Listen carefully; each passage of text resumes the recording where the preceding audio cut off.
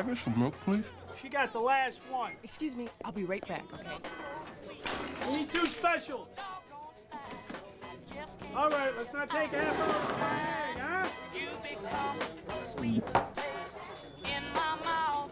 Ooh. And I know you're gonna. Oh, yeah. Hi, sweetie. Got milk. Check, please. Shalom. First and foremost, I want to give all praises, honor, and glory to the Most High God Yahweh in the name of His only begotten Son, Yahweh Shai. This is Brother Dawak, and today we're going into this fallen angel doctrine to see if this is actually biblical and if it's a valid concept in the Bible. All right. First and foremost, I want to go to Isaiah 28 and 9, because the Bible tells us how we're supposed to understand what's written in here, what's written in the word by our forefathers, by our ancient predecessors, right? So Isaiah 28 and 9 in the KJV. Whom shall he teach knowledge, and whom shall he make to understand doctrine? Them that are weaned from the milk and drawn from the breast. Salak, verse 10. Verse 10 is what I wanted. For precept must be upon precept, precept upon precept, line upon line upon line, here a little and there a little. All right, the NLT makes it a little more clear. He tells us everything over and over, right? Everything repetitive. What you could find in one place in the Bible, you could find in another place. One line at a time, a little here and a little there.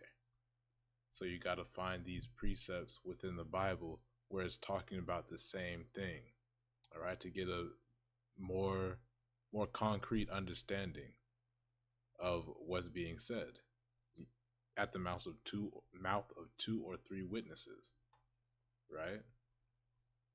So we got plenty of witnesses lined up to understand this fallen angel doctrine. All right, first starting out with Genesis 6 and 2. This is what we're mainly breaking down. In the KJV, starting out. That the sons of God saw the daughters of men, that they were fair, and they took them wives of all which they chose. All right, first and foremost, the sons of God. So let's understand who these sons of God are, right? With this first scripture in Hebrews 1.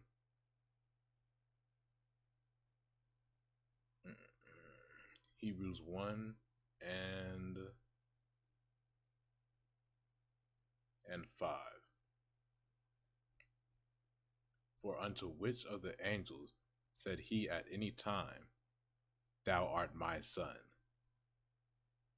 So right off the bat, that debunks the whole fallen angel doctrine right there. The Most High God never called any one of the angels his son. Matter of fact, let's go. I should have set this up. Let's go to Bible Hub, the Hebrews. Hebrews 1 and 5. Let's see in the NLT. For God never said to any angel what he said to Jesus, who we call Yahushua in the Hebrew, his real name. For God never said to any angel what he said to Jesus, you are my son, today I have become your father. God also said, I will be his father and he will be my son. So the Most High God never called any of the angels his son. He never said, you are my son to any of the angels. So how could a fallen angel be called the Most High God's son and sleep with the daughters of men if they were never his sons to begin with? right? We got to look at that. We got to analyze these words that the Bible is using, these phrases, okay? So let's see if it can't be talking about any of the angels according to the book of Hebrews, right? Let's see who this is talking about. Grab exegete this passage with the corresponding precept, like we had in like we had just read in Isaiah 28 and 10. Exodus 4:22.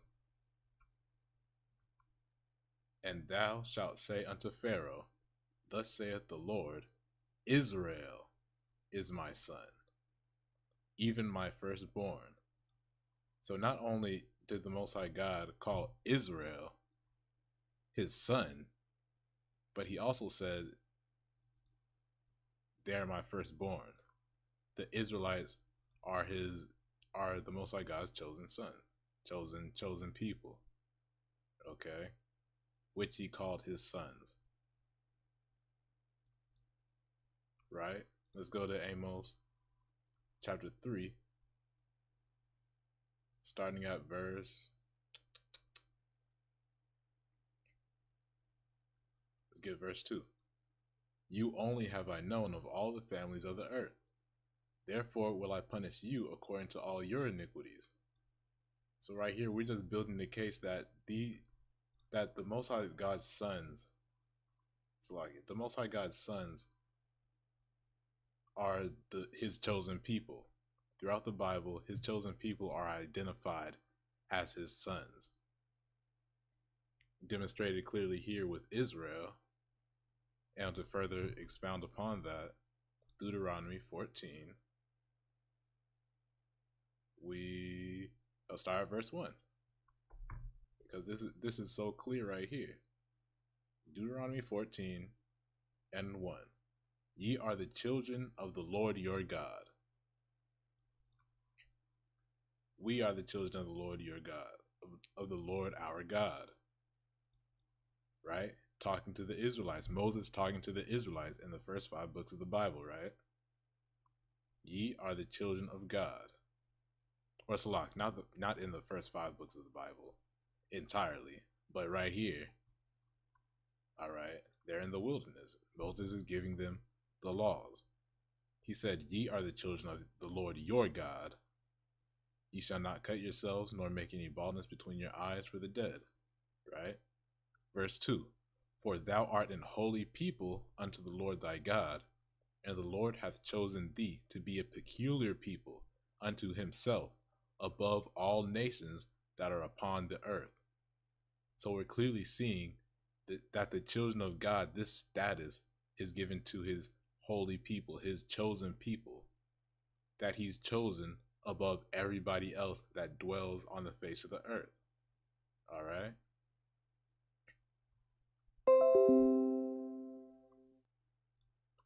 So let's go to Zechariah chapter 2. Zechariah chapter 2, verse, what was it? Verse 6. 6? Verse 8, Salakia. Zechariah 2 and 8. For thus saith the Lord of hosts, after the glory hath he sent me unto the nations which spoiled you. Talking about the Israelites, right? Context. Verse 7. Deliver thyself, O Zion, that dwells with the daughter of Babylon. All right. Context is Zion, which is what? Reference to Israel in the Bible. For thus saith the Lord of hosts, after the glory hath he sent me unto the nations which spoiled you, for he that toucheth you toucheth the apple of his eye. So we see Israel here identified as the apple of the Most High God's eye. When you look at the apple of someone's eye, you see your reflection in their eye. So he's calling the nation of Israel his reflection on earth, right? His spitting image on earth. Because of the intimate way that he deals with us, right? Because we're his chosen people. Okay? though we see this type of language used, this type of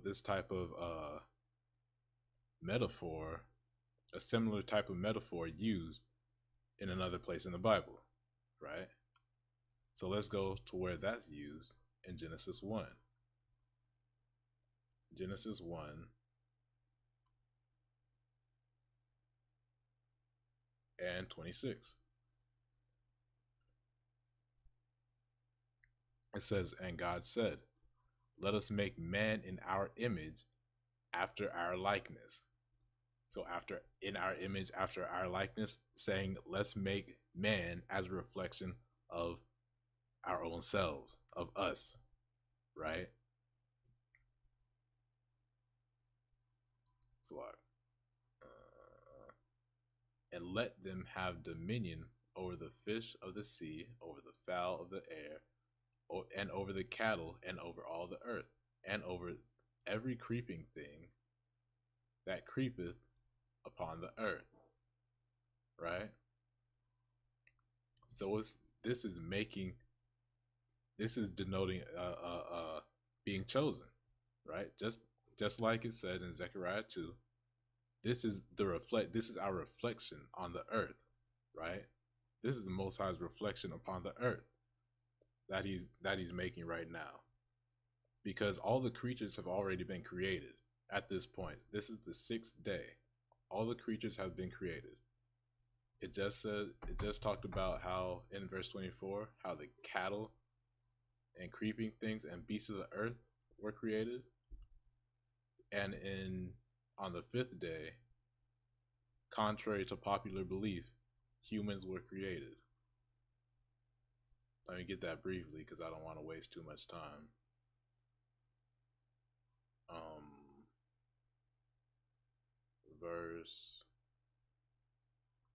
Verse 20. Okay. "And God said, let the waters bring forth abundantly the moving creature that hath life. And what are humans? They're moving creatures that have life, that come out of the water, right? What are you in when you're in your mother's womb? You're encased in water, right? What is 70% of a human's body made out of? Water, right? It sounds crazy when you first hear about it, but bring out these certain facts, it just makes sense, okay?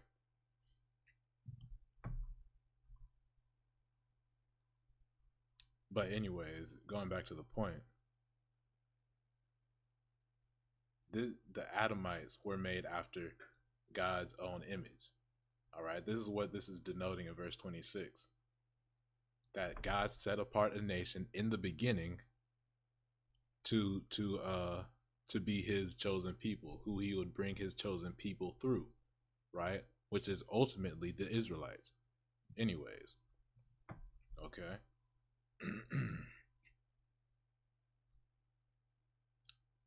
Psalms 49.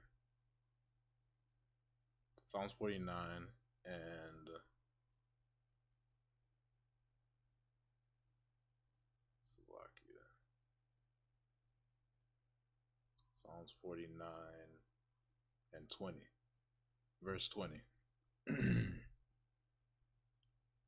Man that is in honor and understandeth not is like the beasts that perish. All right, this is talking about every other nation. Basically, every other nation that doesn't have the Most High's ordained laws and commandments are like beasts that perish. How do we know this? Because this is denoting a separation, exemplifying a separation between the Most High's people and the other nations. Why don't I have that up here? I need, what is this? Okay, I already went over that. I don't know why I don't have this up here. I go there real quick.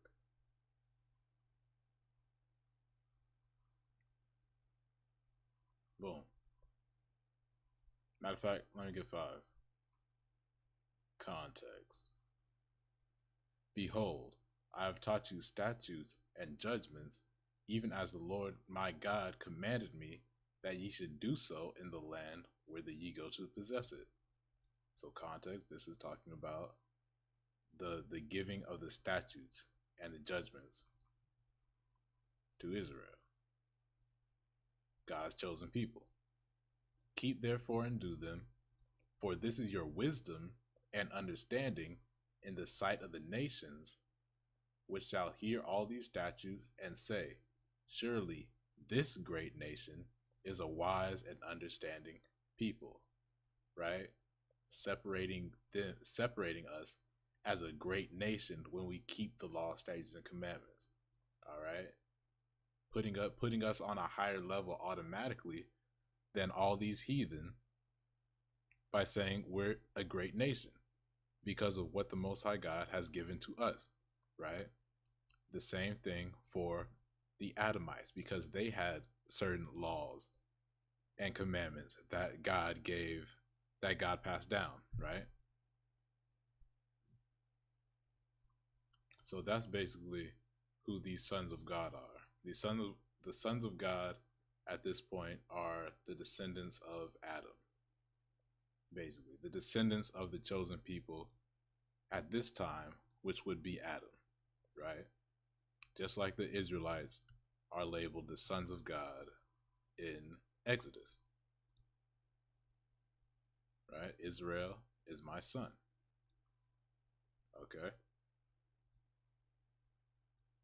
Just a short breakdown. I hope it was short this time. I try to make it quick. But with that, I want to give all praises, honor, and glory to the Most High God Yahweh in the name of his only begotten Son, Yahweh Shai, and say Shalom.